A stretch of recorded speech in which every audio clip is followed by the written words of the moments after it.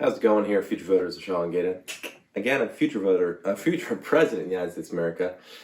We got the Sam Adams Jacko Pumpkin Ale right here. All right, it's a seasonal beer from Samuel Adams. Okay, and maybe this was actually the one that was in the SNL skit. I forget. I think I said in another video it was the Oktoberfest, but I think it was actually this one. Anyway, this is like your pumpkin spice lattes for beer. Jacko pumpkin ales. But I would say, I don't know, doesn't have nearly as cult of a following as the pumpkin spice latte. Good color right off the bat. I like it. Let's see what they have to say online.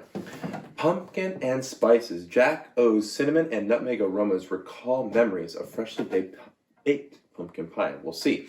It has the ideal balance of seasonal spices with crisp, refreshing finish.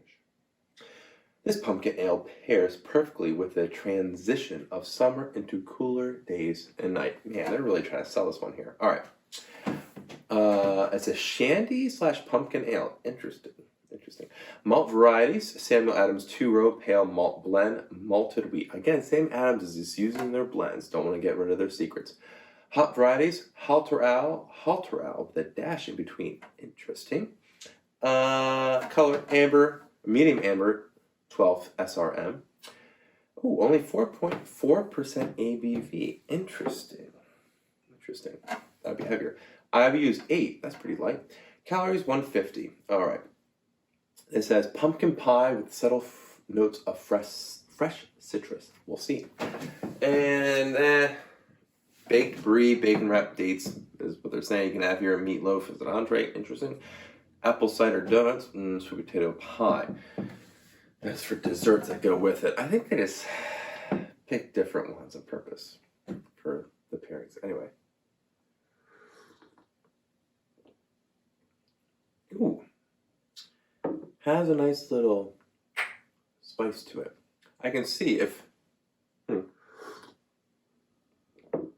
I would say if the crowd that got into pumpkin spice lattes like beer, that is the one they'd be after. They'd be all into this pumpkin beer. I don't think those two demographics mix that well. On average. I'm sure you have a few people out there. But yeah, you definitely can taste... It does taste like a pumpkin pie. You know, a little pumpkin pie flavor in there.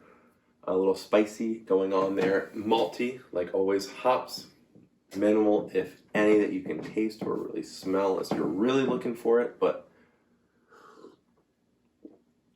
my palate's not as acute.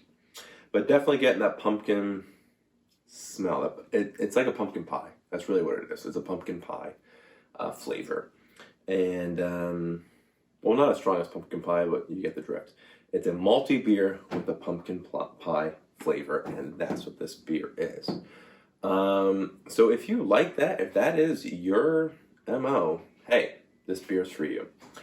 Me, not particularly my favorite. It is my wife's, so I'm actually she's gonna drink this beer after me. But not a bad beer in general. Yeah, not a bad beer in general. It's malty.